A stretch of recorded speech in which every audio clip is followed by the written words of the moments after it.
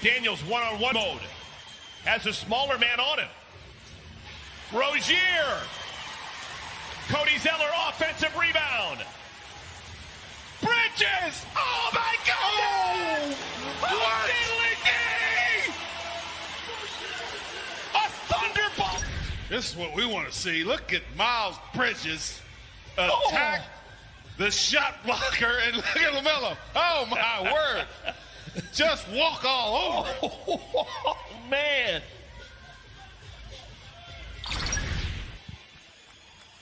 Trying to get his team on the lead. And up ahead to Siva. And the attack by Harrell. And just like that, in the blink of an eye, Louisville comes from 12 down to take the lead. It's first of the night. 8 seconds to go in the half. Albrecht driving in. Gives it up. And a push foul called on Louisville with 2.5 seconds to go in the half. It's called on Blackshear. A blitzkrieg by the Cardinals, and this is the tail end of it. Jalen. Oh, no. Hey, Cole, how you doing? How retirement treating you? It's great, man. It's great. Just, a little writing, a little investing. Nice. So I don't know if you saw the thing on Twitter about your statue. I don't pay attention to that stuff. Yeah, I figured that. Me either. A drink, Mr. Bryant? Yeah, I'll have a vodka martini. How many olives would you like? 81.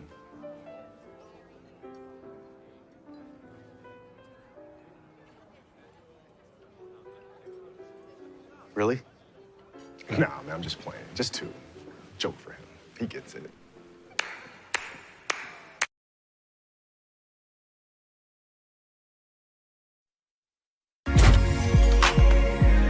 James, please don't do this.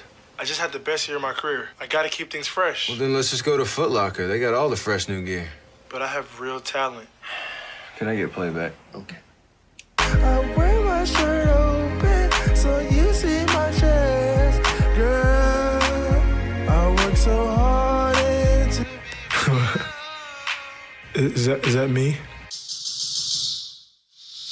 Came close to a game-ending interception. Well, that's about as demonstrative as you're going to see Eli Manning.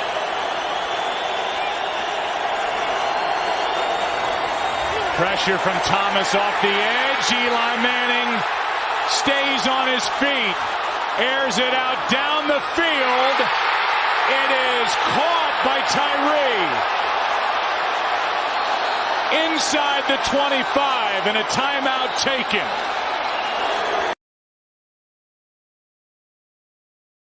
Thank you. The Lord of my life. Lord of my life. And my salvation. Nothing shall harm me. Nothing shall harm me. We shall not fear. We shall not fear. We shall not fear. We shall not fear. That's the fall. That's the fall. They should not rise. They should not rise. They should not rise. They should not rise. They will not rise. I do my thing. In Jesus' name. In Jesus' name. Amen. Amen.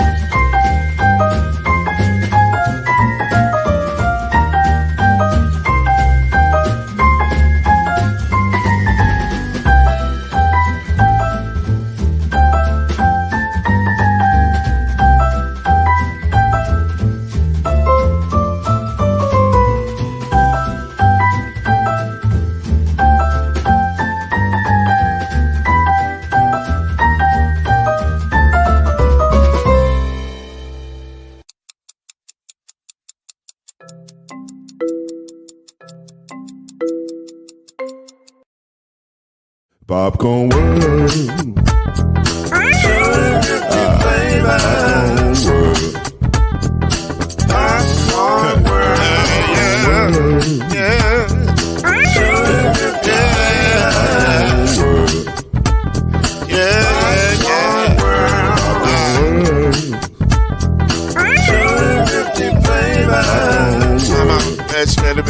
Popcorn world. Can I make you move now? Yes, I can. So you can get this move in the back of a can. I can make it round the world when the moves in your hand. Popcorn world. 250 flavors gonna make you smile. 250 flavors gonna make you smile. 250 flavors gonna make you smile. I said popcorn make you smile. Ah. Popcorn world. Popcorn world. Popcorn world. It's a popcorn world. The popcorn world.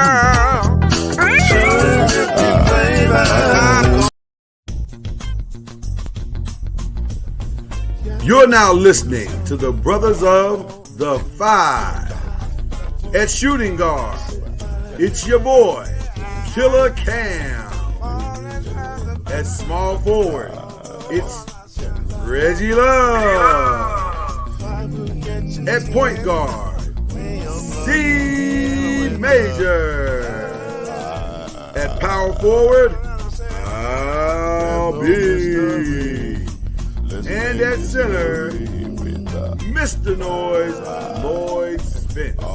And now, the Brothers of the Five.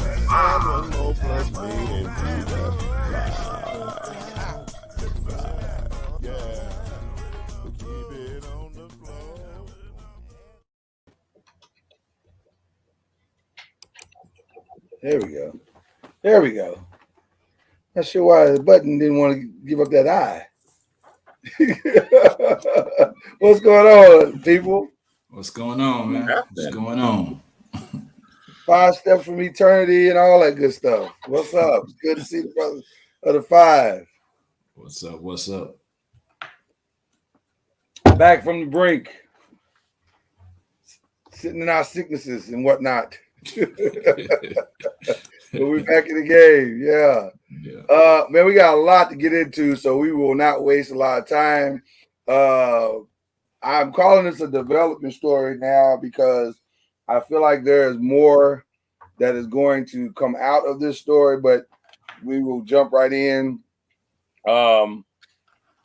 As you guys know, over the weekend, there was a violent shooting in the city of Lancaster, Texas, which is a suburb of Dallas, Texas, Dallas-Fort Worth, where former NFL player Aqib Talib's brother was charged with shooting another coach on a youth during or after a youth sports football scrimmage. I guess this was a scrimmage.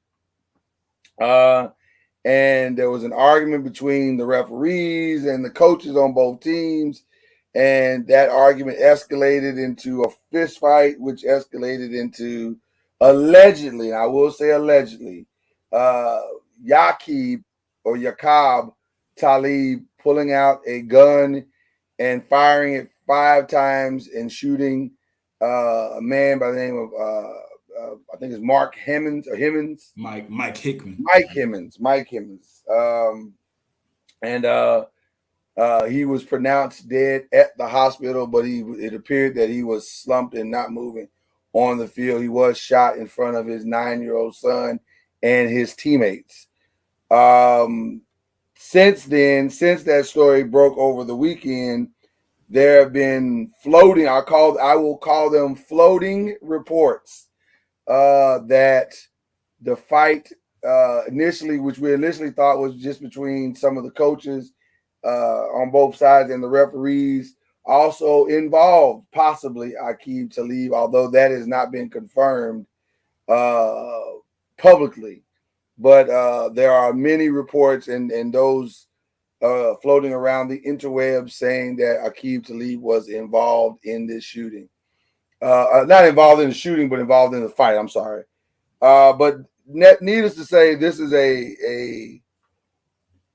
I'd like to say it was a tragic, singling it out as one isolated incident in and of itself, but it's starting to become a trend at youth sports where if parents don't like what is happening on the basketball court, soccer field, football field, baseball field, whatever it is, then they will make their presence felt and quite possibly in a violent way. But I'd love to hear what the Brothers of the Five have to say about this. I want to start with Reggie because, Reggie, you are a person who has both a young person who is participating in youth sports, AAU soccer and track, but also you are a referee and you have been on both sides of the spectrum. So I'd love to hear your perspective on this. So why don't you lead us off, brother?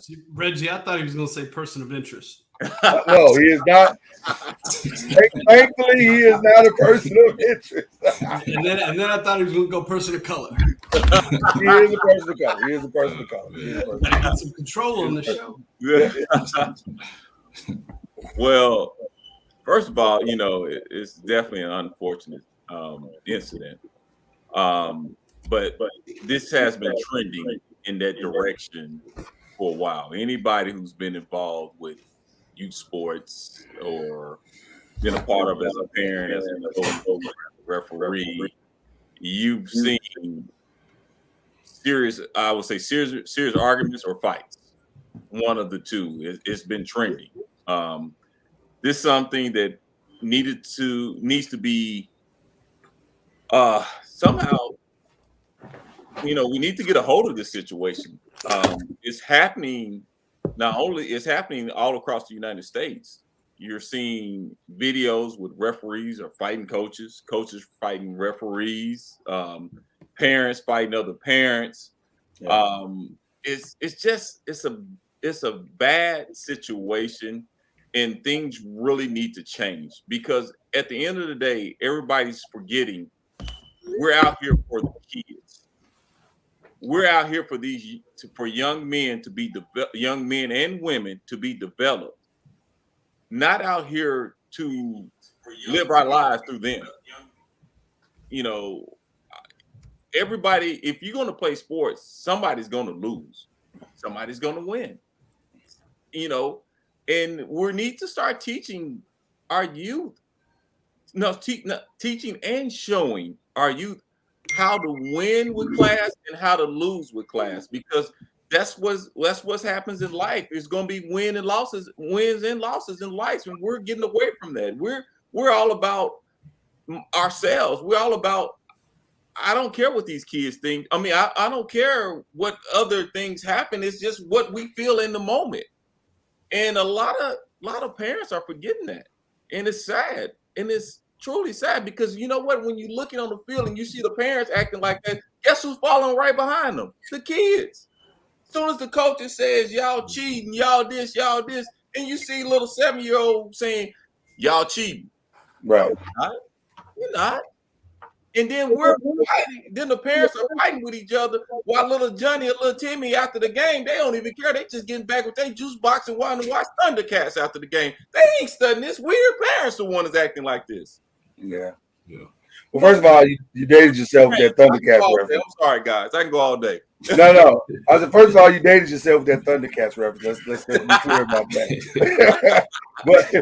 but the thing that strikes me with this whole thing that is there's so many different angles and layers to all of this, but I just can't wrap my head around why a youth football league is so dangerous that you have to be strapped to go to it, to attend it. Like it's just is that bad, or you're that paranoid of something going down that you have to be strapped up with your gun to make sure you protect your family. That if things have gotten to that level, you probably don't need to have your child participate in that league. That's not a good league.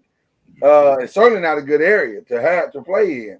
And with Aqib's money, that he made over his career, I would think he can afford a better league if he feels like it's that bad.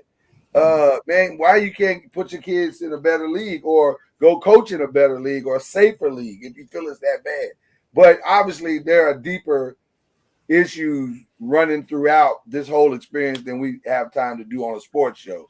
But I just don't know. I don't know how you fix this other than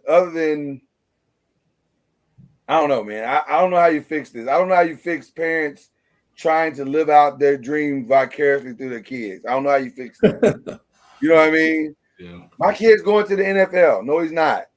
That kid is not going to the NFL. But you know, not just because he ran a touchdown in flag football. That's not how this works. So it's a much longer and harder path than that. So I don't know, man. It saddens me on so many levels. And as weirdly as this is going to sound, I hurt for everybody. I hurt for the Himmons. Is his last name Himmons? Hickman. I don't know why I can't pronounce his last name. But I hurt for his family. Yeah. And names are hard. Black names are hard. Jesse, you're right. Hickman, I hurt for the Hickman family, but I also hurt for the Talib's family. I mean, he's gone. I mean, their dad is gone. I mean, and for what? For 7 extra points, for 3 extra points? That doesn't make sense. I just, and then I don't know if you're a kid in that league, how are you supposed to go on and play? Like, they got to cancel that. They got to cancel that this year. Yeah. They have to. They have to cancel that league this year. For forever, probably. you can't have the league forever. Yeah. They didn't. Wow. But Talib's team got kicked out. Yeah. Well. Oh, so Talib's team got kicked out, but not. Well, the team got kicked out. Well. How does that fix it? Yeah. Yeah. I'm trying to get my buddy. I'm trying to get B to comment on it because B a coach for Southside Hornets. He know how the whole thing works. He was telling me about it. Okay. Oh, so he's in that league. Wow. Okay. And I definitely don't agree with that. You know, I think it should be at least canceled for the year. I don't agree with that at all. But you know, could that league be up some? Well, probably not this late. I believe that's what it is. I'm trying to get him on. He may be at practice right now. Yeah. Because I heard Talib and his brother and the other dude that was walking with the referee, all of them were coaches on that team. Yeah, Talib is a coach, and I think he also put his money, financed the team. So he definitely backed the team. So it's basically his team, and him and his brothers were coaching. My point of the whole thing is one of my close friends, he actually went to school with the older Talib brother, the alleged shooter. So he was kind of telling me a little bit about him and saying he wasn't really a bad dude, per se. But as far as when that money hits, you get paranoid and things change. So I mean, that could be the catalyst to his behavior now, but back he still be able to keep in contact with him before this incident. You're saying you kind of get paranoid with that money, and with that money comes your different viewpoint. I mean, it's definitely a sad situation, and like Reggie said, I don't think you should even have that league anymore. And I think you actually may want to go to putting police in policing every league, and I don't know some type of law enforcement, something that you can have somebody there to maybe cut down on this, or just enforcement. It's just something that maybe they need to definitely think about, and not just this league but all leagues. I don't necessarily say they canceled the league. I say they canceled this season, just the season, because one of the things I'm thinking about is the kids' reaction to that. This is, I mean, you talking about, when you're having that league going on, you're not the only team out there. There's, of course, the 2 teams that are playing. Then I'm sure there was a team watching. I'm sure there was a team getting ready to play, a team that just finished. I can imagine the amount of kids that were out there and parents that were out there with this happen. So, you got a lot of dramatized people out there. That's why I say, hey man, cancel the season and start back up next year, So see, and I struggle with that because I don't want to see all of the kids penalized for all the adults' mistakes. You know what I'm saying? Like, I get what you're saying. I'm not saying penalizing them. I'm talking about they're traumatized. You seeing this? No, I'm with you on that part. I don't know. That's a tough one for me because I agree with you. It's going to be hard to go forward. I don't know. I don't even know how you do it. But at the same time, I wouldn't want to announce it maybe as I don't know. I don't know how you do it, man. That's a tricky thing. I don't know. Should the parents be like so many feet away from the field where they don't? Is that even the? Yeah, but that's not the answer though. No, I know, but I mean they are part of things that happen on the field and maybe not close interaction with the coaches or refs or anything like that. But this was after the so-called game. I mean, No, the referee called the game. He called the game. Okay, they called the game. Right. So they were on the referees from what I'm understanding. From the referee aspect of it, they were threatening the referees. One team was losing. They were threatening the referees. And if y'all been in youth league, every referee's been, and if you get to a certain point, you call the game because it's getting out of hand. So from what I'm understanding, they called the game. The game didn't even finish. They didn't even finish the game. They called it. Have you ever been in a situation like that, Richard, where you had to call a game? Oh, yeah. Oh, yeah. I don't want to call the place out because this is a place I ain't going back no more. I told them I ain't been back there in years. Yeah. I don't know how you're supposed to fix something like this. I've been a part of I was on one field refereeing the youth league, and you know how you've been on a youth league, you have 2 or 3 fields going on at the same time. Right. When there was an all-out brawl, when the police was coming from everywhere, it was an all-out brawl between parents going on another field. What is happening in this game that is so vital that you have to go onto the field and fight for your child's honor? Like, I don't understand that. I don't know, but Talib, he initiated the entire thing. His brothers were finished it up. That's what everybody keeps saying. I keep hearing that from several different sources. Yeah, that it was Aqib that started all of this. He's been in the news for different types of violent acts before, so it's not out of his character to be able to do something like that. Yeah, it's a tough situation, man. I don't know what you're supposed to do, man. I really don't. I don't want to see these kids penalized for this, but at the same time, I don't know. I don't know how you're supposed to mentally get past it. You know what I mean? Like, especially the team. Well, you just said they suspended Talib's team, so I guess those kids are done. Maybe those kids can be absorbed into another team or whatever. I'm at Jesse right now. Well, I've already told him I'm not acknowledging it, so I don't know what he's doing. But go ahead. What do you call him? The white Marcus Smart. Yeah. Thank you, sir.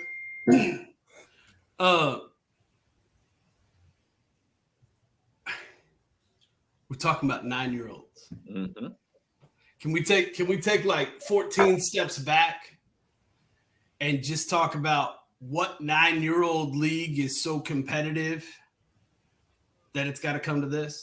9-year-olds. Yeah, there's none. I don't care what you say. Football in Texas. I grew up in Texas. Right? Yeah. I don't care what you say. You can't say anything about 9-year-olds, right, that leads to any type of an argument, right, from a competition perspective. You're 9 years old. So, like, we've missed the whole point, right, with the fact that something like this can happen at a game that involves 9-year-olds. Right. Right. The fact that we've created environments in our society where 9-year-olds can become the subject of this type of hostility, right, or aggravation. And I tell my kids all the time, I've got 7-year-old twins. They'll be 8 in September, so they're 13 months away from being able to qualify in this football league, right? I tell them all the time, it's a walkie-talkie, it's some other type of toy, whatever it is. If you guys are fighting over it, I'm going to remove the toy. Thank you. Right? Because there's nothing that needs to come between the two of you, right? And if something becomes so contentious that you guys are going to fight over it, I'm going to remove it from the situation, right? And now you guys don't have a reason to fight. You guys can be brothers again. So when we're putting 9-year-olds in a situation that can create this type of conflict, I think we failed as a society, right? But my only pushback is that it's not the 9-year-olds that were out there fighting, but it's the 45-year-olds. They were the ones that thought that this escalated. 2 weeks from now, it will be the 9-year-olds because they seeing this. Right. It could be. But what were the 45-year-olds fighting over? The 9-year-olds. The point still exists. That's what it looks like they were fighting over. But the truth of the matter is they were fighting over their own pride. They were fighting over their own. You're right. You know what I'm saying? Like right. The 9-year-olds are just the vehicles by which their pride was offended. And some other guy told them that their 9-year-old wasn't as good, so that's why he didn't make that play or that touchdown didn't count or whatever lie that they bought into. But the truth is, it's their own foolish pride that got them into that situation. But God forbid, they turn 16, they out there arguing with somebody, and they're going to remember this situation, and somebody's going to be foolish. No, you and Jesse are correct, because here's the other side. Remember, was it in the pandemic or before the pandemic where we had the kid from one of the top schools in Texas, and he 16-year-old, like a referee, like tackled a referee or something and knocked him unconscious. So that's what I'm saying. That's why I'm saying what Jesse just said. Cancel the season because let's be honest. This is not going to break or make a 9-year-old's career. No, it's not. It's not. It's not like they're going to get drafted next year. Right? They're not getting an offer. Really, to be honest with you. Their studies are saying, and I heard Warren Sapp on the Pivot talks about for tackle football, what middle school? They rather you start in middle school than a 9-year-old. If it was tackle. So that's what I'm saying. That y'all all are making a point. Cancel the season. Well, a lot of those kids are not going to want to even play football after this. No, but this is why I disagree with Lloyd about it was the 45-year-olds and not the 9-year-old. Again. We created a culture where we said we're going to put 9-year-olds out there doing something. So what are we supposed to be teaching 9-year-olds? The entire environment and circle and atmosphere and leadership and everything around a 9-year-old should be about safety and should be about stretching and should be about how to prepare as an athlete and should be prepared about learning the rules of the game and learning how to be a good sports person. I see what you're saying. Right?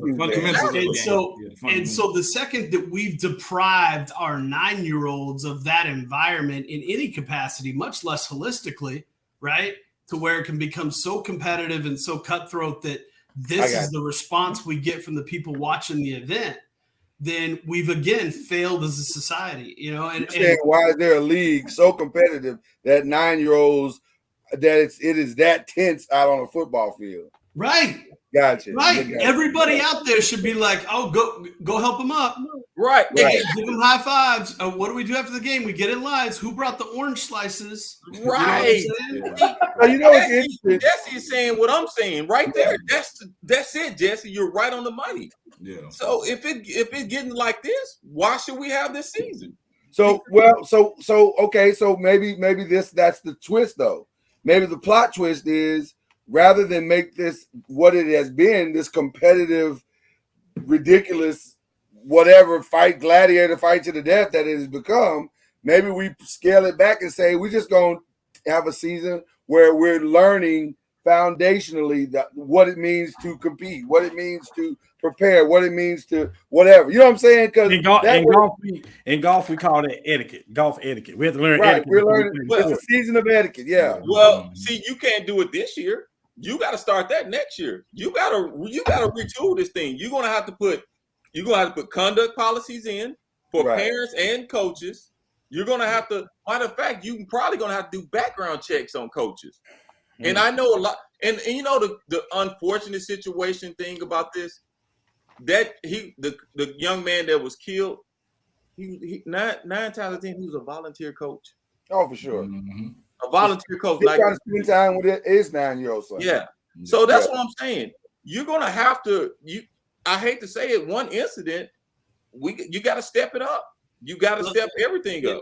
There's even bigger issues here, right? So we've talked about the football side of it and the parent side of it, but and we talked a little bit about the society side of it, but we live in an America that's almost shameful, right? And the fact that multi-repeat offender who 3 days prior to the game was indicted on meth charges is carrying a firearm at a 9-year-old football game that got so competitive it came to gun violence, that a husband and a father was shot in front of his wife and son and killed.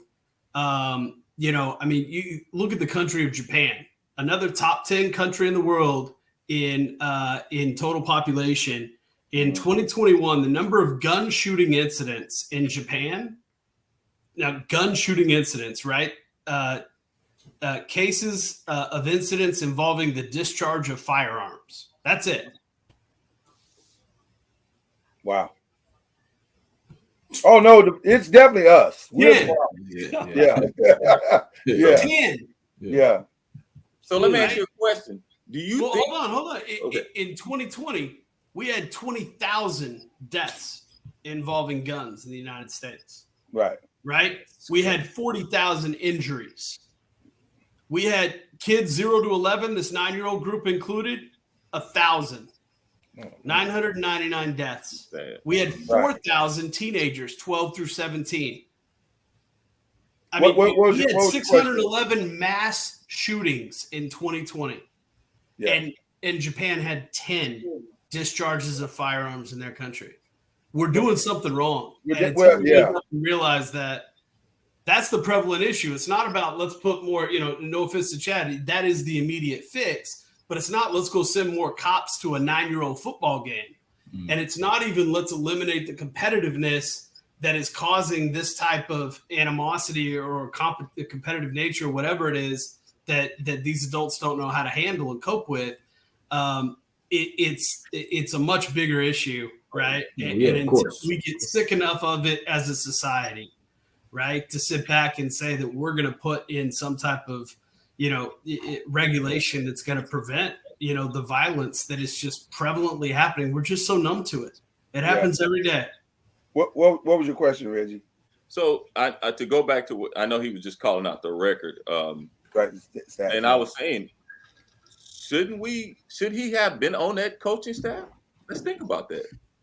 You got indicted for meth 3 days ago, but you coaching 9-year-olds. Right. The answer to that is no.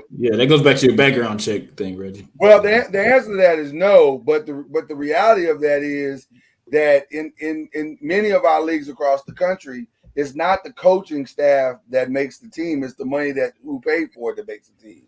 And so remember, we led with Aqib paid for the team. Exactly. So their uniforms, their jerseys, their fees, all paid for by this guy. So if he goes, maybe everything tied to it. But there's a board. There's a commissioner and a board over every league, and in how you mandate some of these things. I don't care who it is, right?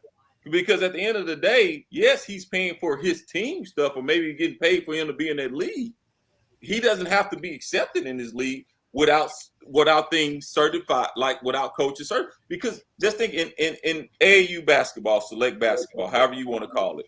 Once you get to that 15, 16, 17-year-old league, the coaches have to be NCAA certified. NCAA certified does a background check on you. Well, I agree with you 100%. There's no way he should have been standing on somebody's football field. But I also know that some of these things get swept under the carpet based on who financed it. Don't say it, Lord. Don't say it. Well, I mean, it's just don't say it. Say it what it is. If you bring up Aqib Talib being a member of the Patriots and playing with Aaron Hernandez and this being a New England problem, no. The words. No, don't say it that way. Listen. Truth be told, Jesse, we really have the same problem. If you think about it, we actually have the same problem because Aqib is as much a Giant as he is a Patriot, so we actually got the same problem. So I wasn't gonna bring up any affiliations that he had at all, but it is sad, man, that this is where we are. I don't know, man. I guess my biggest thing is how can we give the kids a lesson from this and help them heal, but not make it look like it's their fault because it's not their fault. They didn't do anything wrong. Where are the NFL players that are going to stand up and say something about this?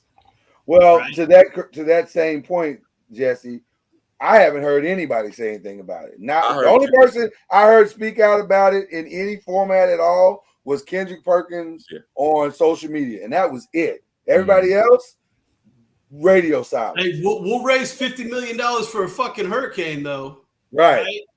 Mm-hmm. Good on you, JJ Watt. But what else are you doing? Right? Yeah, what's everybody else doing? Yeah, because you got right now. You got 85 players on 32 teams. Right? You've got 3,000 collective voices, and we're not even talking about veterans and retired players and Hall of Famers and broadcasters and ESPN and coaches and front office and owners and everybody else in the world that can come out and say something. And use this as an example for change. And without that kind of publicity, right? We're going to be here again next year. I'll give us our hot take for the night. I'll do that right now. Colin Kaepernick, where are you?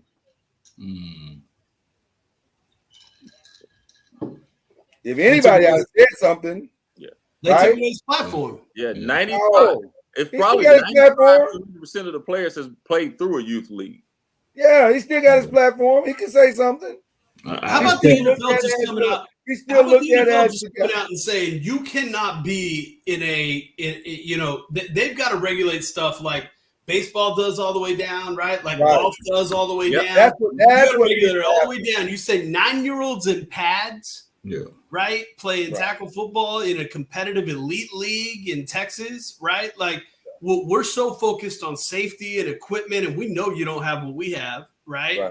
And concussions and everything else that's been plaguing the league for I don't know how many years. And they've got to come down and say, this is how we're going to regulate, youth and peewee football all the way down. And this is what you learn at every stage. And this is when you're allowed to do certain things. And, I mean, the NFL needs to step up here.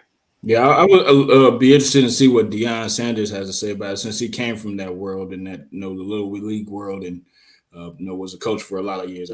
What a great guy to stand up! What a pedestal! Great if Deion right? He could grab this thing and go 10x right on his Twitter followers and his likes and everything else. Because that's why we do everything nowadays, but.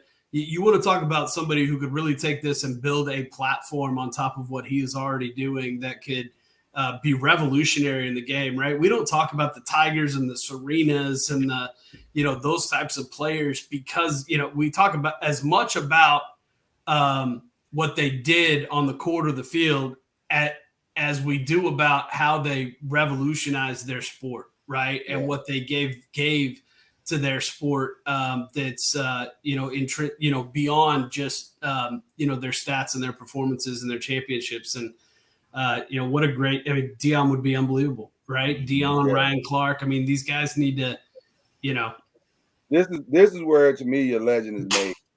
I appreciate what you do on the field, but man, when you can impact stuff like this is when your legend is made. So that's why we say this is a developing story. We'll hopefully see something happen here soon.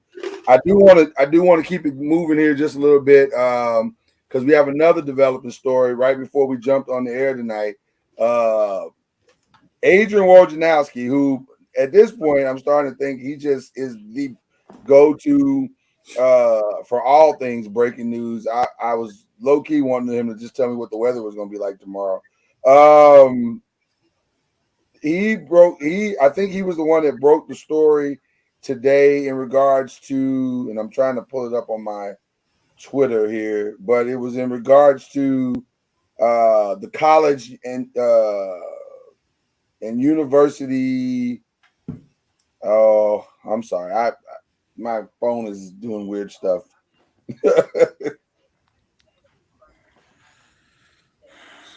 To make a long story short, and to cut the field, as they say, Adrian Wojnarowski broke the story that the college university managers had met today to discuss what a model would look like where college football itself was functioning outside of the NCAA, which is what we all thought was coming at some point, but now this is the first time we've heard anybody talk about it this loudly.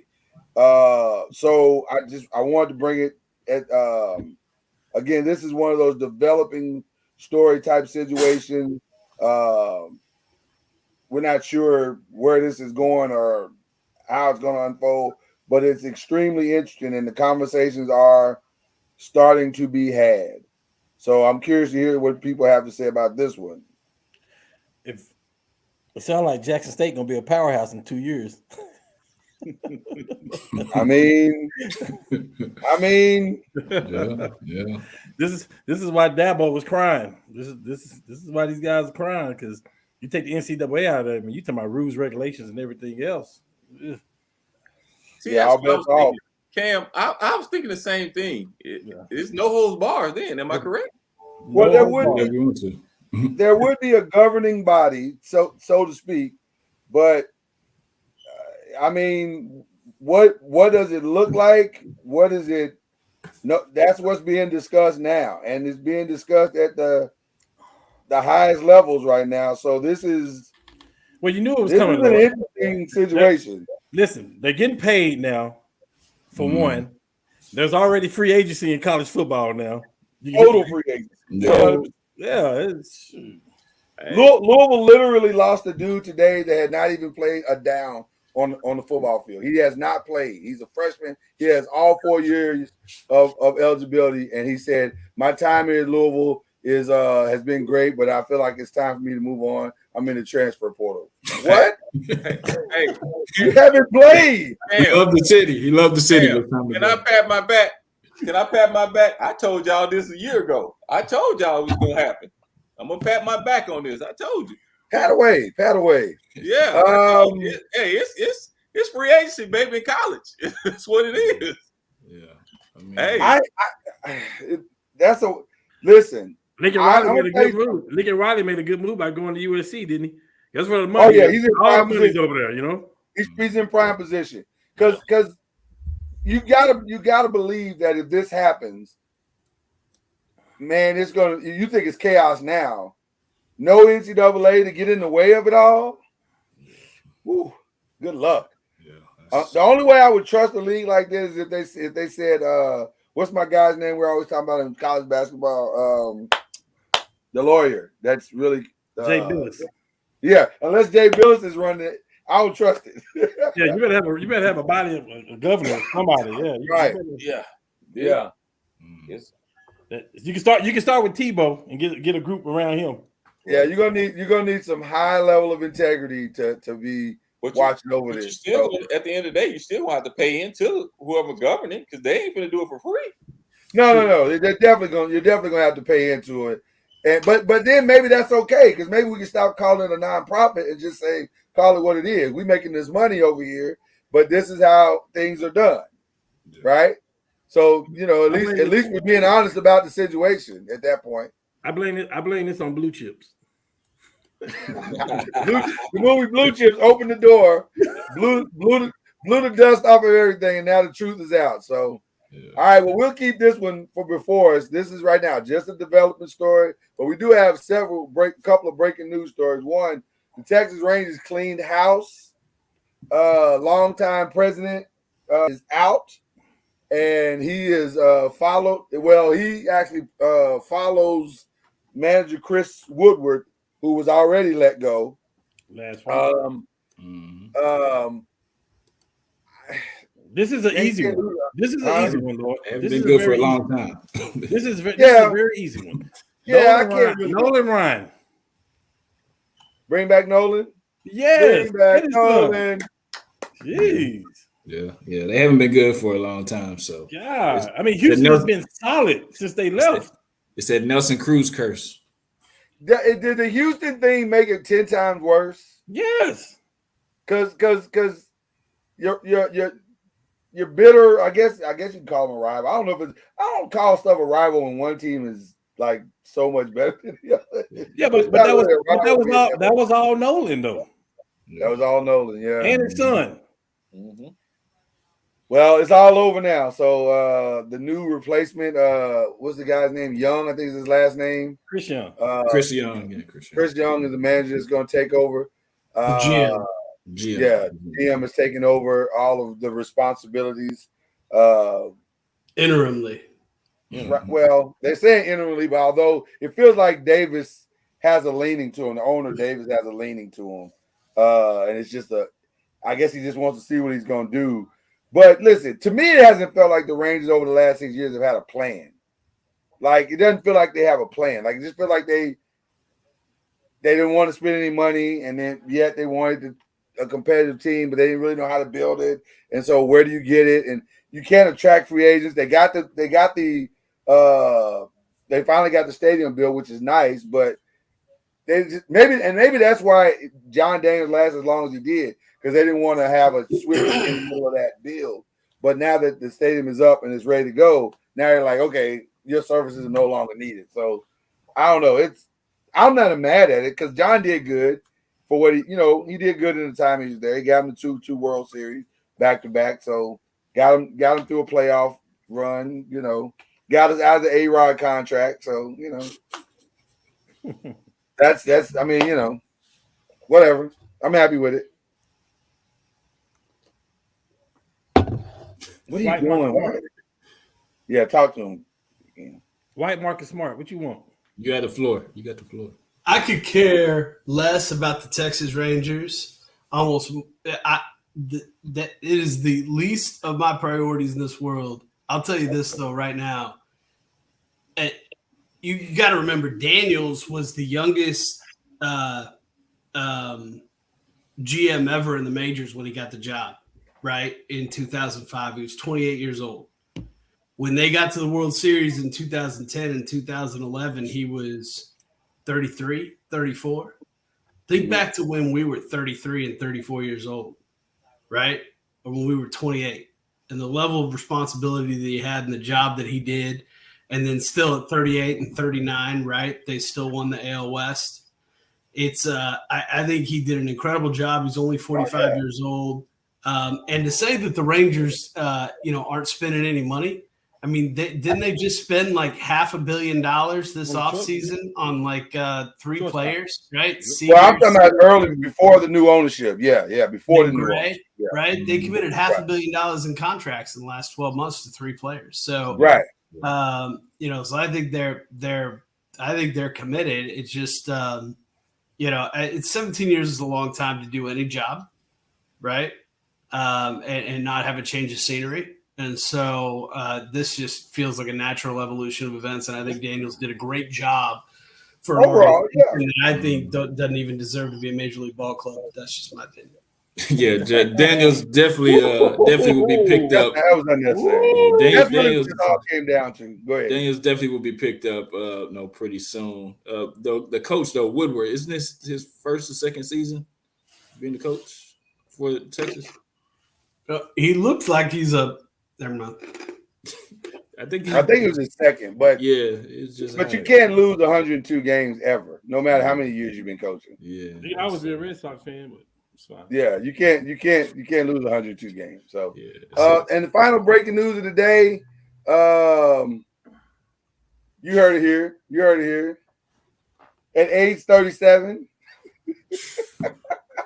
I mean, 2 years, $97 million. I don't know why they. Let me ask y'all a question. Why is that breaking news?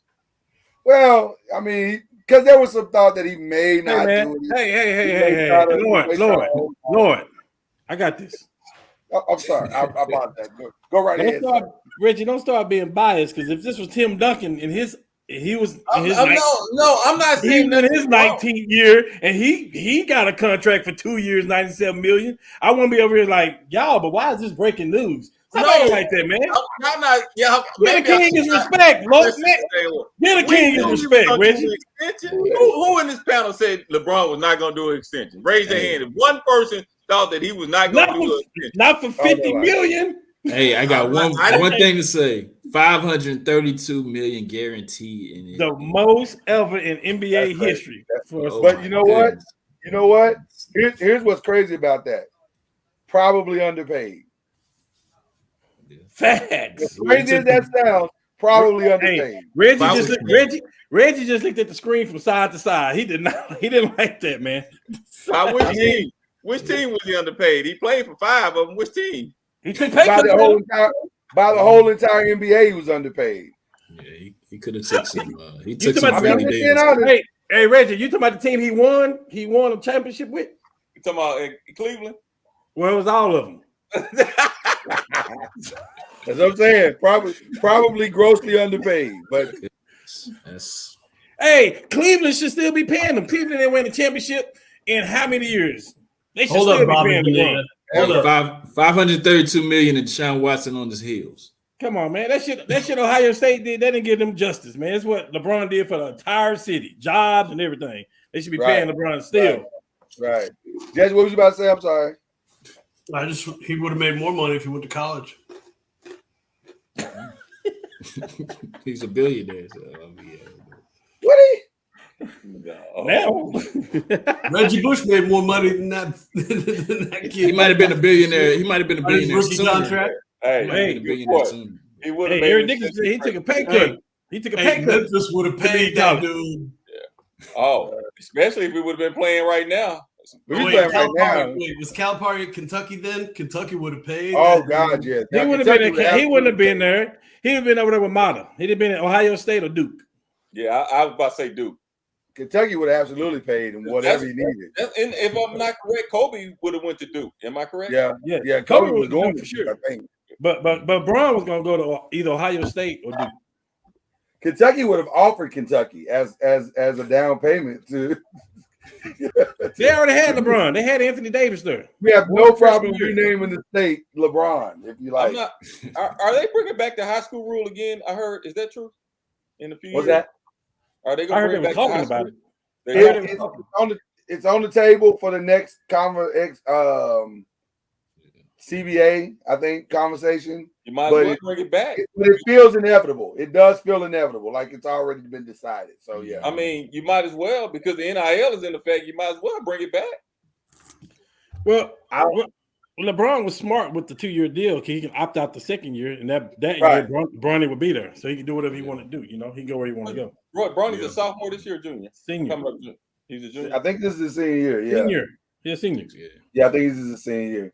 I think his path is pretty clear to me. I could be wrong, but it feels like his path is going to be G League. Of course. Yeah, there will be no college in this kid's future. No. And I know that because when they tried to float the rumor that his lead school was Oregon, his dad said, I don't know where y'all got that from, right? But we ain't said nothing like that. So yeah, I feel like his path is pretty clear. So yeah, apparently the coach at Oregon got ties with LeBron. LeBron and that coach got ties there.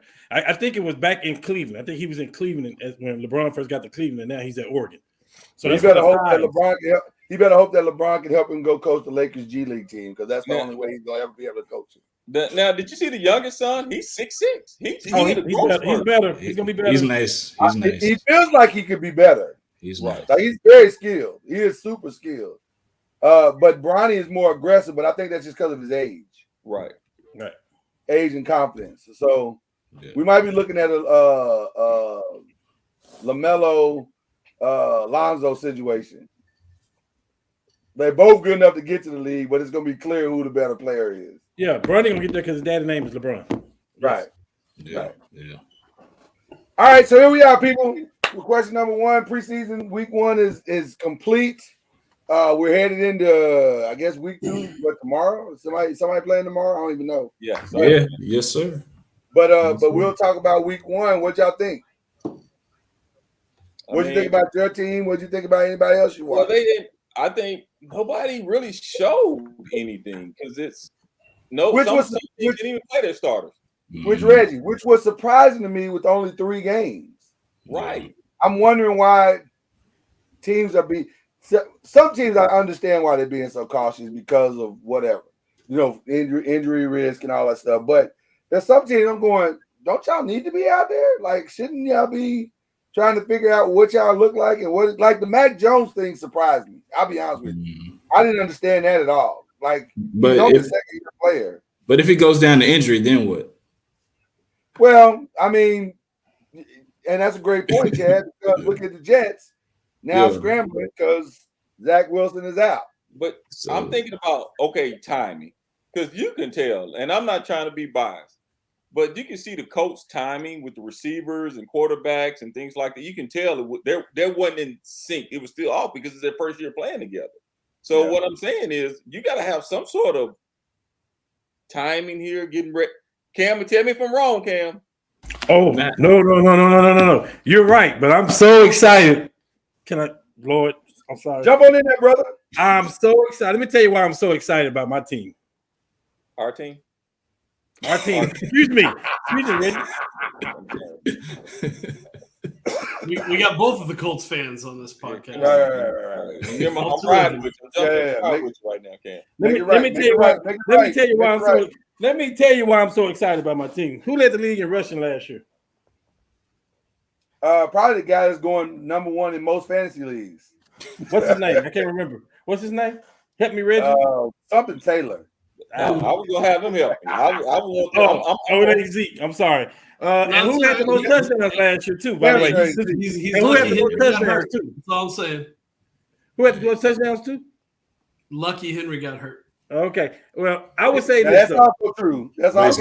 That's fine. Injuries are part of the game. That's fine. If it was a fifth, we all be drunk on here. So so we don't care about that. Yeah.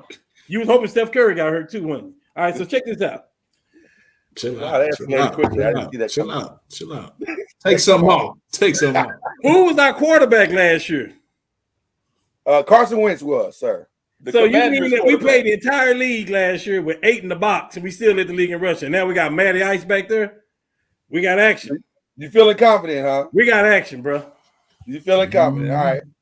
Well, listen, I feel like my quarterback should be out there for whole games during the preseason. Hey, I'm going, y'all. I'm talking about the Giants. Just show Get out there. So you want your quarterback to get hurt? I watched some of that. Your backup quarterback should be your starter.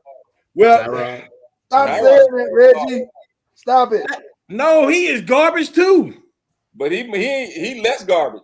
Reggie, you remember when we played them in Houston? We ran them off the field at the end of the second quarter. He garbage, man. But you said Houston. That's not fair.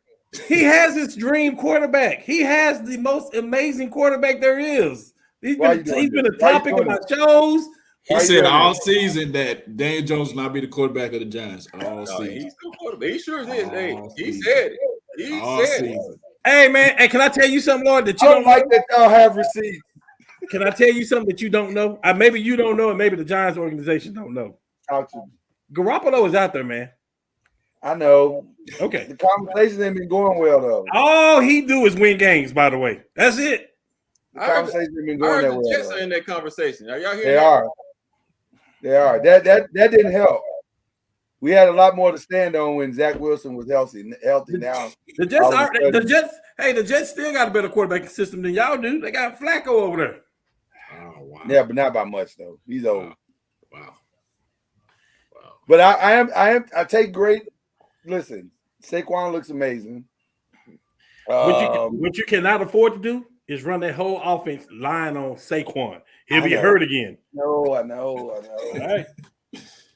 I don't know what to do. I feel so helpless right now but I was encouraged by hearing Dayball say today, hey, listen, we're gonna probably give Tyrod some first team reps. That made me feel good inside. That made me feel good inside. I was happy. I was like, oh, okay, you do what's best, coach. Hey, man. Well, I heard the Birds play tomorrow on ESPN. I was about to say that. I heard that. Yeah, who do they play? Who they play? Does it matter? Seattle. The Seattle. Okay.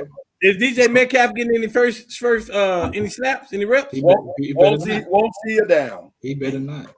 He better not. Won't see it down. So and he definitely won't see it down since their quarterback is on COVID protocol. Who? Drew Lock. He's out. So no, he won't see it down. Why would you have DK Metcalf out there catching passes from the backup quarterback? Well, I know a safety. The backup may end up being. I know a safety that would love to hold him. You know what I mean? That would love to get some action. You know. I bet you do. From the Cowboys camp, we still got an issue with penalties. So we still. No, y'all don't have issues. No, we got issues. I have a problem. Issues. Right. Same thing. Y'all the only team to have anything material come out of a week 1 preseason game. Y'all the only team to make national news after a week 1 from preseason everywhere. game.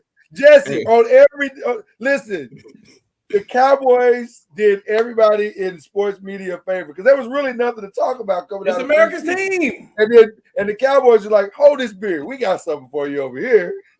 But remember the numbers I gave you on them 3 players, Tyler Smith, and he got a penalty. I'm like, come on, man, bro. Y'all got some problems, man. And we trying to figure out this wide receiver thing. So why haven't y'all signed Odell Beckham yet? Is he healthy? He's not healthy, but he will be eventually. He's gonna be at some point. Eventually, so yeah, I don't know. They're talking about the guy that just Travis Fulgham. They're trying to. Man, I need a household name in Dallas. Hey, you and me both, but it's not gonna happen. So now CeeDee Lamb gonna get double covered with a linebacker roaming in the middle of the field. I was just gonna say, I know who won't be going early in our fantasy leagues. Making my Boomer Sooner look bad, man. I don't know. He will not be going early. I can tell you that right now. Still got the same problem, so we'll see. Well, listen, we can pump the brakes. It's all preseason right now, so maybe it's not as bad as it looks, but some of it looks pretty bad. Say it again, Jesse. Fantasy league? Yeah. You'll be getting the invitation, Jesse. Don't worry about it. You'll be getting the invitation. Which brings us to question number 2. The names of the second-year quarterbacks that are out there: Trevor Lawrence, Justin Fields, Trey Lance, Mac Jones, Davis Mills. I had to look up Davis Mills, by the way. I forgot he even played in the league. Zach Wilson or other. Who is the guy that's going to have the breakout second year? Everybody who is anybody is saying Trey Lance. That's what I'm saying. Not me. His name is Trevor Lawrence. You think they got it figured out in Jacksonville now? I'm going with Matty Jones. You going with Mac tonight? Mac. I know. I was calling Matty. Well, that sounds kind of biased from the bottom of the Hey, street. if we gonna start doing racial nicknames, let me know. Let me ask this question. Y'all don't have any concern about who's going to be the play calling in England? Y'all not buying into that media hype? New England's a mess. It is. That's what I'm saying. Isn't this? Y'all not buying into the hype? Is it Matt Patricia or did somebody else? They haven't decided. First of all, they did. They came out yesterday and said it's a dual role. It's going to be a dual role for the rest of the season. Yeah. So now let me say this: there's no way I'm picking Mac. That I'm not saying Matt. No, Matt. Listen, as a Giants fan, I would have to say there's no way I'm picking Mac Jones if Joe Judge has anything to do with anything related to the offense. No, it's not all Judge's fault. Daniel Jones just sucks, but he does suck. but he sucked even more because of that coach. Come on, let's not forget This is the same guy that did a kneel down on the 3-yard line. Hey man, relax. His own 3-yard line. Chill, Lord. I'm believing the hype. I think it's Trey Lance. Yeah, I'm buying in. I'm pushing my chips into the center of the table. I think so too. I think the kid looks sharp. Although I reserve the right to change to Malik Willis. Man, he looked pretty good the first game. He's not a second-year quarterback. He looked good. He looked good running the ball. I don't know if he looked good. He's a rookie. He's not a second-year quarterback. Right, he's not a second-year quarterback, but he might take the other guy's position. There's no way he can do that. He doesn't play for San Francisco. I'm not saying he's with San Francisco. I'm saying he might take Tannehill's position. It's realistic that he could take Tannehill's position. I like Trey Lance, but I might pick Tom Brady. I'm allowed to change the rules a little bit. Listen. Cam's answer and Trevor Lawrence is it has to be the answer, because if it's not, then Trevor Lawrence has fooled more people than anybody else in the history of football has fooled people. Since he was a freshman. More than Tim Couch? More than Tim Couch? Yes. Oh, yes. yes. He was a freshman. Tim Couch wasn't doing this in freshman year in college. No. Trevor Lawrence has been the Peyton Manning, Andrew Luck, second coming since for 5, I don't know how many years now, right? Okay. And you gave him a pass his first year, because more than Johnny Manziel. It's tough to perform in your first year, and you had the whole Urban Meyer situation. They don't have a team around him, and on and on and on and on and on. But if someone like David Mills goes out and outperforms Trevor Lawrence this year, right? Like Trevor Lawrence has to make everybody around him better, or he's pulled the biggest fleece job since Manti Te'o. Yeah. And I think what? Real quick, where does Davis Mills play at? Anybody know? Houston, Texas. No. I'm talking about in college. Did he go to Houston?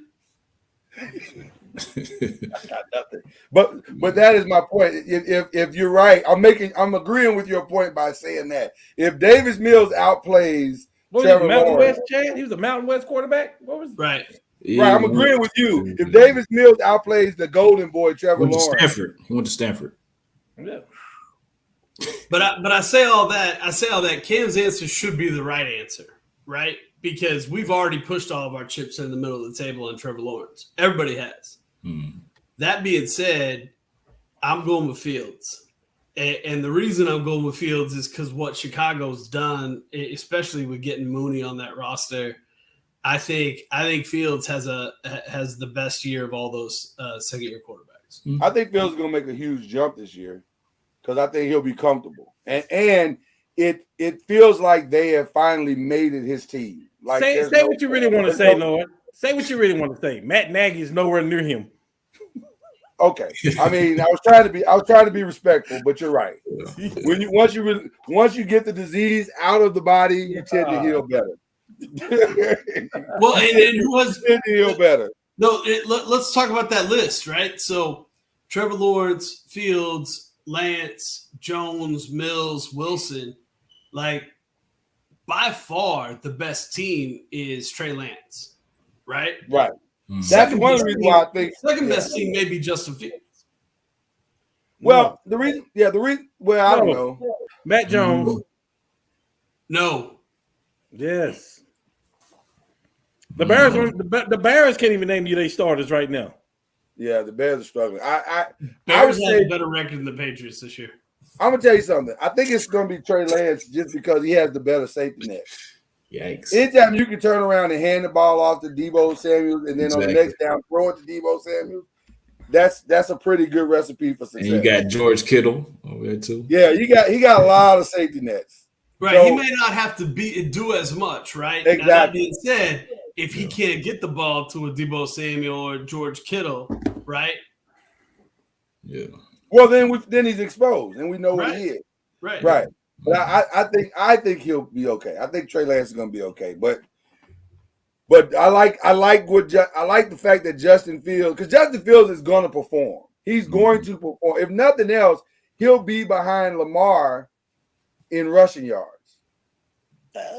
Yeah, I also think if you talk about who has the better year, and we're just talking about stats here, right? I think that's all we have to talk about. I don't think wins really counts. No, we're not talking about wins. Yeah. Right, it's got to be stats. Right. Fields is going to probably be in more games where he's going to have more opportunity to try to come from behind and throw the ball more, open things up. Whereas San Francisco, I expect them to be leading more close games, low-scoring games, right, through most of the year. And they're going to expect Trey Lance to do a lot of protect the ball, right? Whether that's Debo out of the backfield in some type of play set, or one of their, Mitchell, or one of their, faceted running backs coming out of the backfield, or Trey Lance running the ball. I just expect them to probably be a little more conservative on offense. And here's your second hot take of the night. And by the way, Justin Fields' division now winnable now that Devontae Adams is gone. Anytime you're having meetings with the wide receivers in the middle of the third week of camp, that is not a good sign for your football team. Well, when you're making $50 million a season, you better accept it. Listen, it's totally your fault. But at the same time, he's already putting his excuses out there like they're young, they can't like Aaron Rodgers do. Only like A-Rod do. So I think that's a winnable division. So if the defense can show up and do anything, it could be interesting. So let's give some love to the ladies, shall we? First lady up is Sue Bird. Is retiring after her 21st season. She's starting the playoffs. I think are they tonight? Are they starting tonight? Tonight. Yep. Yeah, they start tonight. What we think about Sue Bird?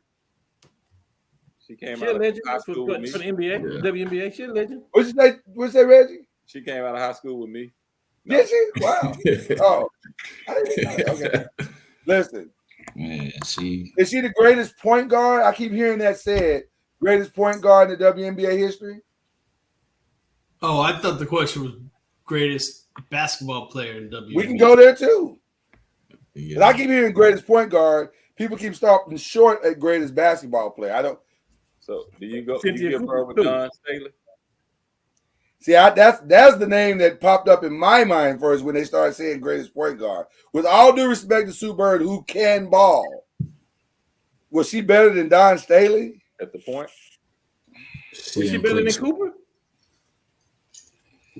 Not as a player. Now, Cooper was a shooting guard though, wasn't she? Yeah. She played. I think Cynthia was a shooting guard, but she's not better than Cynthia Cooper as a talent. No. But listen, Sue Bird in her own right was a beast. Oh yeah. What position you put Taurasi at? See, Taurasi's the best WNBA player of all time. Let's just stop. All time? All time. And the only argument that I would make against Taurasi, and this is my personal favorite of all time, is Cooper. Because she came into the league at 34 in 97. I'm not sure 4 WNBA championships in her 4 years. And by the way, I was going to say, I'm not sure I'm putting Taurasi over Cynthia Cooper's teammate. I mean, Taurasi's amazing. Listen, take nothing away from her. She's a monster. But that Houston squad, who does not get remembered for the greatness that they were. Come on, man. That three-headed monster of Cynthia Cooper. Cooper's better than Swoop. Stop. And Taurasi's better than both of them because you can't say somebody that played 4 years in the league is better than the all-time leading scorer in WNBA history. You just can't say it. The body of work's not there. But like I said, Cynthia Cooper would be my sleeper pick. No, I don't know. I as the greatest of all time, I think it's Taurasi, but for me, Cooper's 1B. Okay, I would give it to Cooper more so than Taurasi, but I can't. But if somebody do what? She played 4 years. Who did? Cooper. 4 total years? She played 5 total years, right? But her first 4 years were she age 34, 97 to 2000, Right. So she was 38. Then she took 3 years off and came back in 2003 at 41. So I'm not counting 2003. What happened in those years there? I'm trying to remember. The first 4 years, 34, 35, 36, and 37, they won 4 WNBA titles. Okay. That's the end of that conversation. Oh, so it's about titles. When is it not? And 4 times finals MVP. When is it not? I mean, Cooper and Bird got the same amount of titles. The only reason people say the number one thing they say about Jordan over LeBron, which I don't agree, is he was 6-0 in the finals. He won 6 titles in a row, or 6 titles, or whatever. So Derek Fisher's better than Chauncey Billups. Montana's better than Brady. No, because Brady's got more titles. I think Sarasi may be number 1, and Sue Bird is a close second. I can't argue with that. Yeah, can we just talk about all the people? I think we tend to forget history, and to me, Cooper is what she did in the 4 years, 5 years. We forget history. Will never be done. So no. There's another greatest that wrapped it up, or is wrapping it up, although not as ceremoniously as we would probably hope that she would. Serena saying she's done after the U.S. Open, but man, the 2 warm-up matches have not gone well at all. Does she have another run in her? Done. It's done. Out of there. It was done 3 years ago. Is she one and done? You think she's one and out? She's nothing left to prove. Nothing left to prove. Too much. She definitely has nothing left to prove. That's for sure. The body will tell you when it's time. It is time. So I think it's over. I wonder if because in the U.S. Open you kind of get some quote unquote weaker opponents in the first couple of rounds, that maybe she can have at least a 2-round. Who are her warm-up matches against? I don't know. I'm hoping Novak Djokovic, Roger Federer. Jesse, I'm hoping among hope. She can't face. Or maybe she can win a doubles title. Hook up with somebody in a mixed doubles situation. She better not play one of them chops. She can't move, man. And this is no offense to Serena Williams, right? She's a beautiful woman and everything she's accomplished. I think she's the greatest. She is the greatest in my opinion. Yeah. But she's too big. And I think she knows that. She's too big to play the sport competitively. That sport's all about short, agile movement. And she won because she had more power than anybody else and was able to move. She can't move anymore. And the power is not. It feels like the power is not where it used to be either. Like, but she's something like, all the injuries are probably going to limit her power, right? But right, exactly. Like 35 pounds heavier than her last major win. Yeah. And so it's just like, you go put on a 40-pound weight vest, right? Even the best athlete in their prime, put on a 40-pound weight vest and try to do anything. Well, the other challenge is she only has 2 weeks to get ready, and she can't lose 35 pounds in 2 weeks. So that's the end of the ball game. Like, if she lost 35 pounds, she still I don't think she can still compete. I mean, these it'd people be hard. They're quicker and faster. It'd be hard. I hate it for her, man. I hate to see legends. I don't hate it for her. I think she can't play 3 years ago. 4 years ago, forever, man. So it's her time. She can't play. Well, I guess what I mean is, it's always fun to watch a legend go out on top, but most legends don't. They end up going out on the sword, and it looks like she's going out on the sword. Like, they're going to beat her. They're going to literally beat her down on the court until she cries, and then that's the end. But she's going out per se on her time when she's not going down due to she got injured in a match or anything. Like, she's going down saying I'm. But see, I feel like that kind of. She is kind of going down on injury though. Really, I mean, I think that hurts them though. I feel like it hurts them. I think she should have went. She should go out like Jordan did. He went out on top. You know what I mean? It would have been nice to see her go out on her last major win. Yeah. That really was the time to leave because she shouldn't have had that major win, and then she did. So it should have been, you go out a champion, walk on out into the sunset, and that's our last memory of you. Peyton Manning. Won't be our last memory of her. Peyton Manning had a horrible season that year. Went out on top. No way, you better come back. You're done. Right. Well, and what was ironic about that, he was horrible in his final game. Horrible. They literally carried him across the finish line. That was to a victory, thank God. But still, you're right. You wish he played for the Giants. No, I'm happy with the Manning I had. He did very well, actually. Oh, you got to bring that up, huh? Jesse got problems. Always. It was like this, Lord. It was like this. I know. I saw that. I got it on video if I want to watch it. Yeah, stick him. He had a substance on his gloves. So he had to. I got it right here on video if you want to watch. You don't have to. You don't have to question. Please don't make this. Final question of the night. They've released the preseason poll.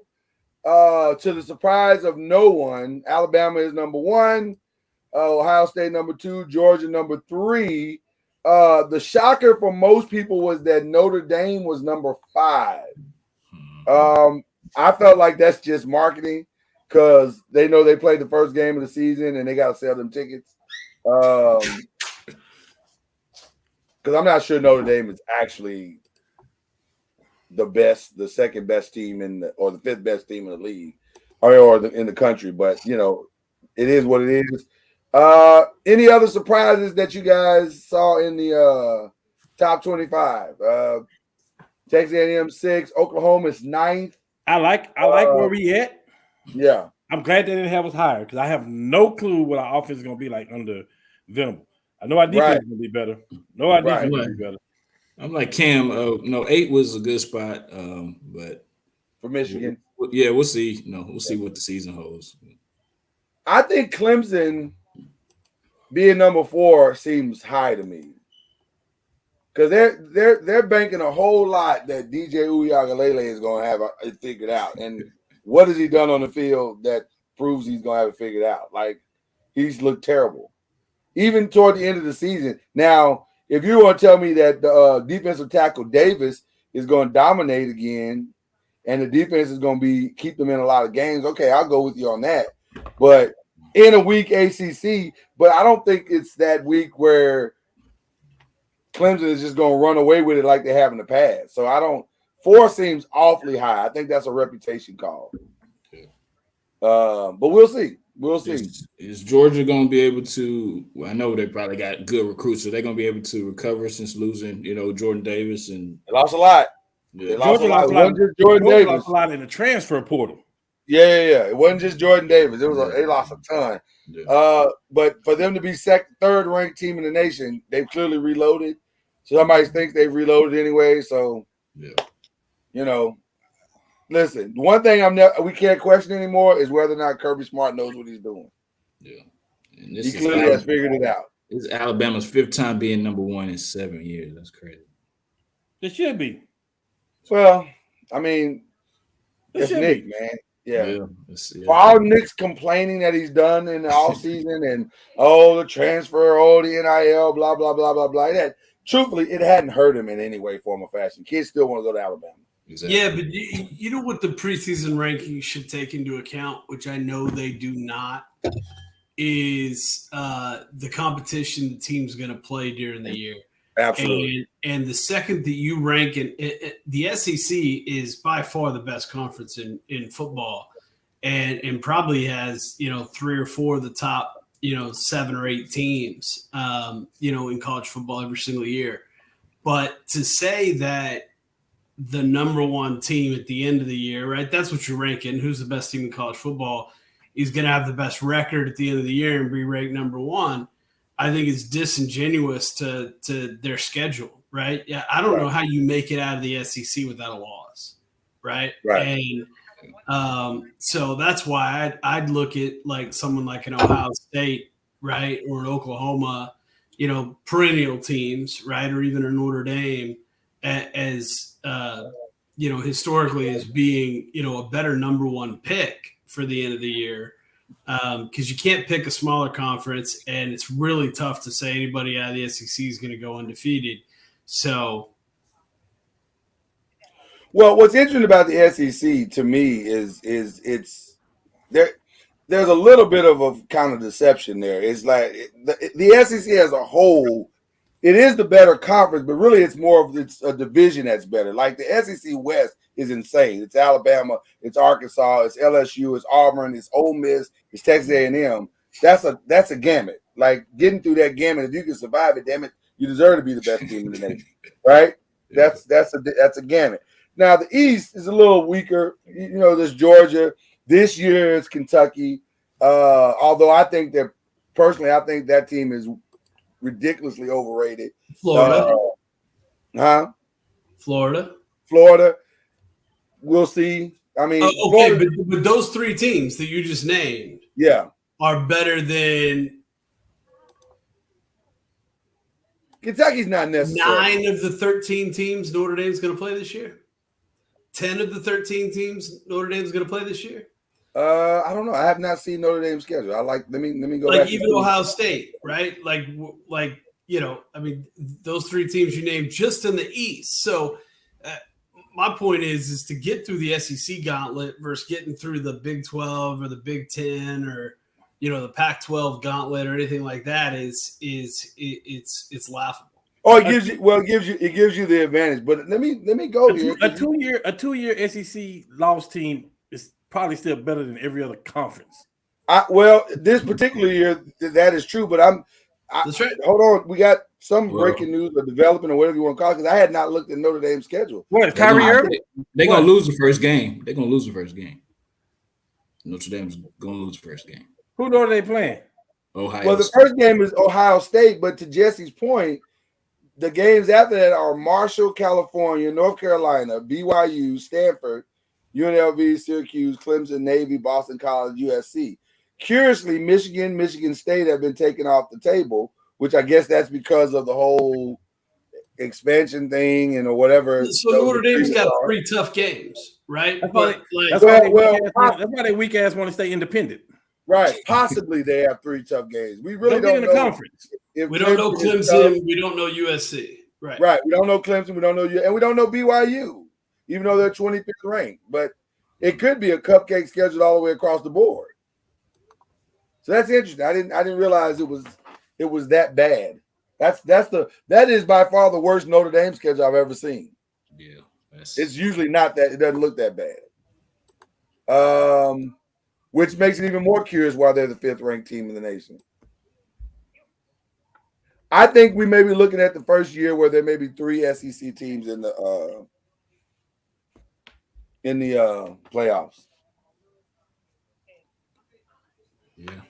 But see, you can't come from the West. You're going to lose at least 2 games and not make the SEC championship, right? Yeah, but if you lose those games to the eventual winner of the SEC West, or if you lose in the championship, SEC championship, what you lose in the SEC championship, it still might work out. Like, you know what I mean? So I think it's going to be hard to keep for sure 2 teams out. Like, I think 2 teams are probably going. But you may be able to make a case because unless Ohio State is just so far away better than everybody else in the Big Ten, which is possible. Chad? I thought you said something. I mean, hey, he said something last year. We gonna see, man. We're gonna see. It was late when it looked like Michigan had it all wrapped up. It was real late. It went early.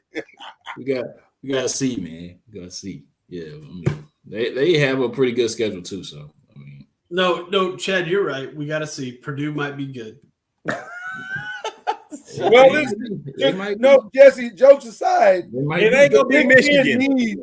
The Big Ten needs some of those teams to be better than advertised.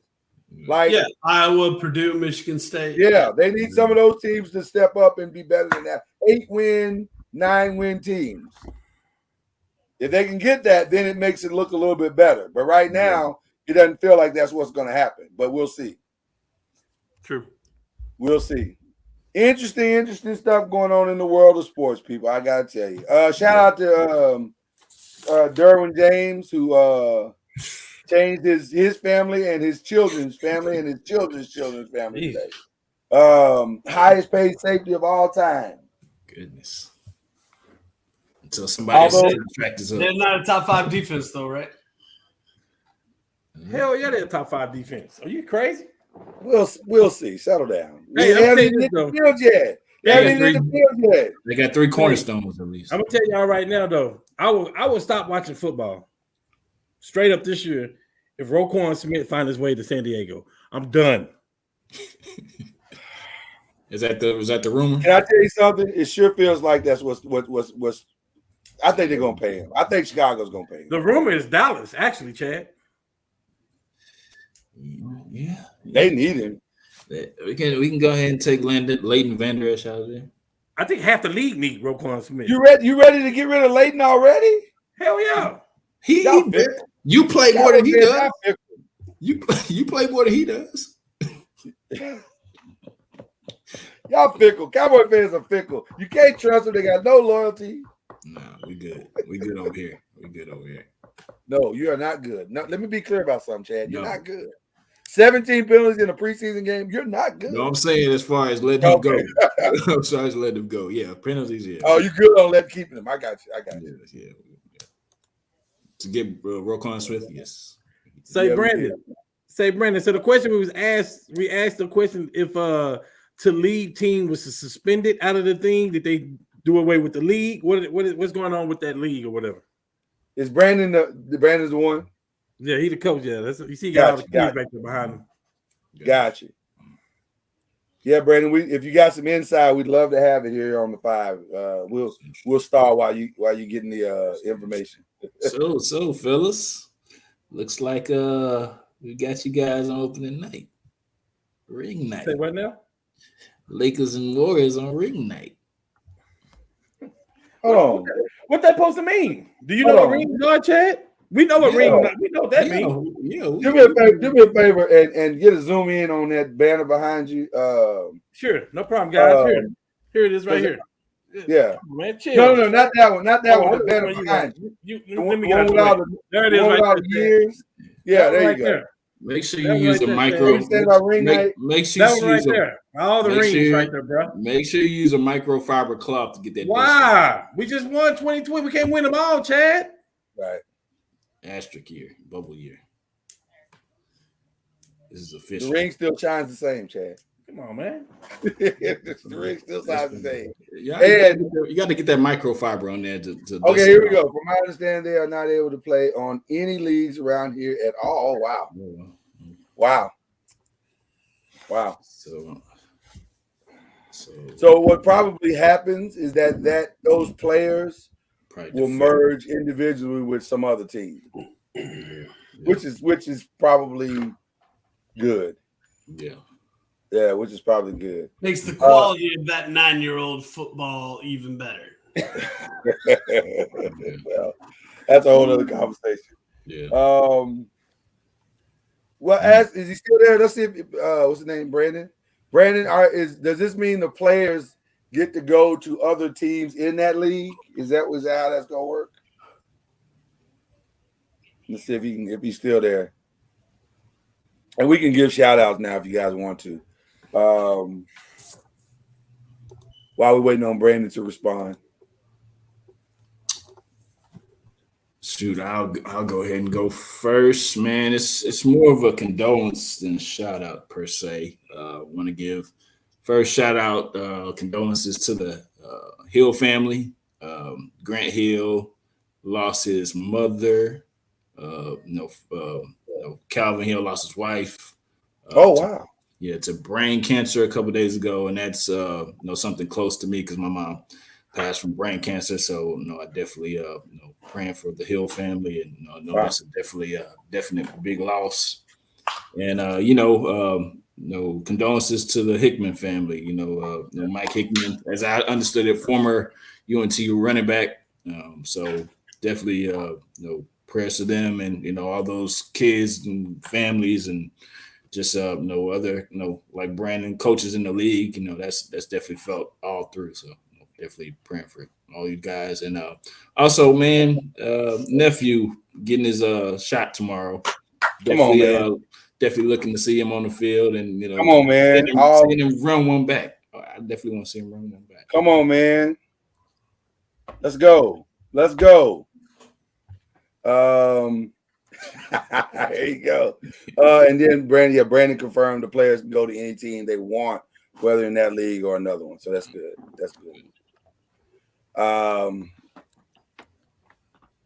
Okay. I'll go next because I know you guys got some big ones and we want to save the best for last. I send my thoughts and prayers. I was not aware of the Grant Hill thing. So definitely want to send my thoughts and prayers to his family. Also to the Hickman family and that entire league and all those kids, just that community as a whole, just praying for healing. And let's just stop the foolishness, really. Let's just stop the foolishness.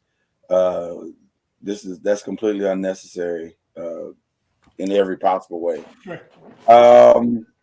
And then, like I said, man, shout out to Derwin James. Ain't nothing like seeing a brother get a generational wealth. So there you go. Hopefully he handles it the right way. So shout out to him. So, and shout out to Tyrod Taylor for making it competitive. All right, Jess, what you got, bro?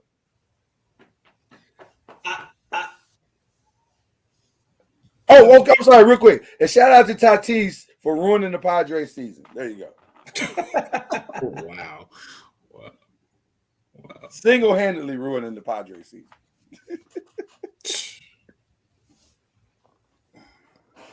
I'm going to go WNBA on both of my shout-outs. I've got extremely conflicted when I watch the WNBA because I really like a lot of their players, across multiple teams. But tonight you've got the Chicago Sky playing the New York Liberty. Yeah. And I am a massive, we talked about the best players in the WNBA of all time. Big, UConn fans all day long, right? Love the Tarasis and the Maya Moores and, the players that come out of that program. Yeah, absolutely. The players that come out of that program. But I love the Elena Deladons, right? As well. And obviously the Sue Birds. But my favorite WNBA player of all time is Candace Parker. Yeah, just hands down. She's my favorite player of all time. And, she's 15-7-5 through the third quarter, right? The Chicago's up by 3. Yeah. But they're playing the New York Liberty, which are massive underdogs, right? You got a 26-10 team in the Chicago Sky and a 16-20 team, right? New York Liberty. But New York Liberty's coached by who I think should be and will be an NBA coach one day, and Becky Hammond. Oh yeah. And so it's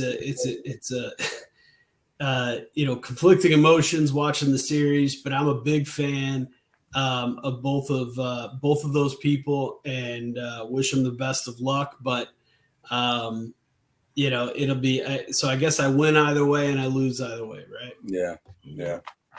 Oh, you know what? What we didn't do, we didn't show some love to Sylvia Fowles. Amazing player, great in the post, did her thing. She's wrapping it up as well. Shout out to her. And shout out to Nafisa Collier, who got back just in enough time to play the last couple of games after giving birth. Wow. That's pretty impressive. Yes. Pretty impressive. Okay, I'm sorry. Yes. Go ahead.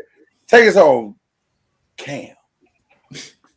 Well, number 6. Shout out to first of all, my favorite WNBA player is Rebecca Lobo. Just so y'all can know.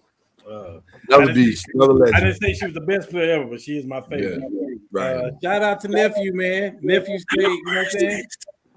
Nephew stay prayed up. You know, Chicago called him back up.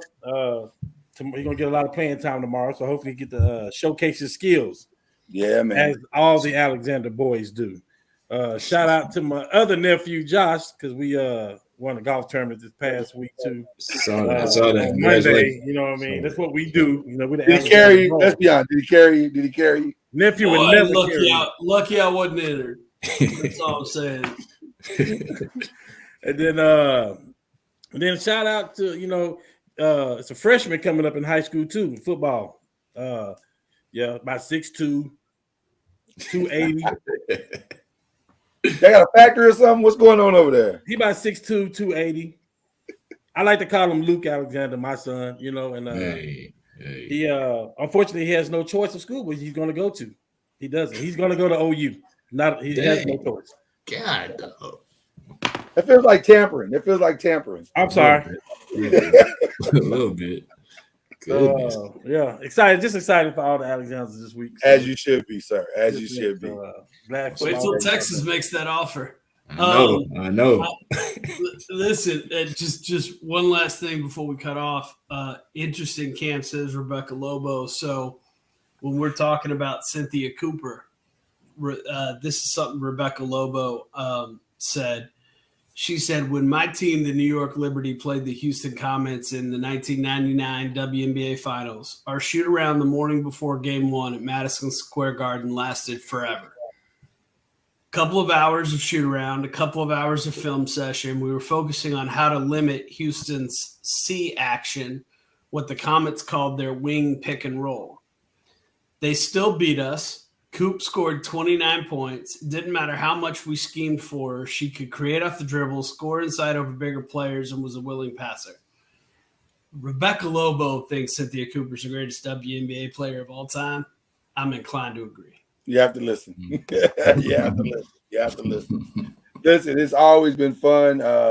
We appreciate you guys. And yes, Brandon, we are lifting up you guys in prayer. We recognize what happened.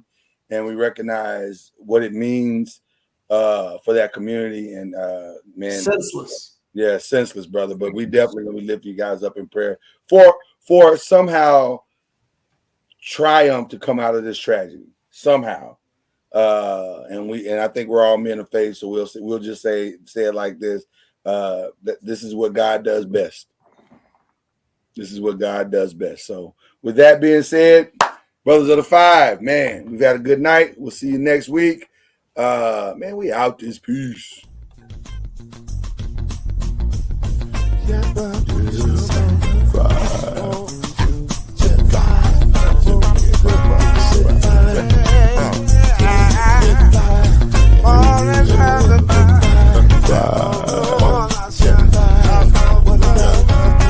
Five will get you 10 when you're plugging in with the five. There's no mystery. Let's make history with the five. Oh, the strongest 2 and 3. Add one more plus me and do the five. Yeah. Keep it on the floor.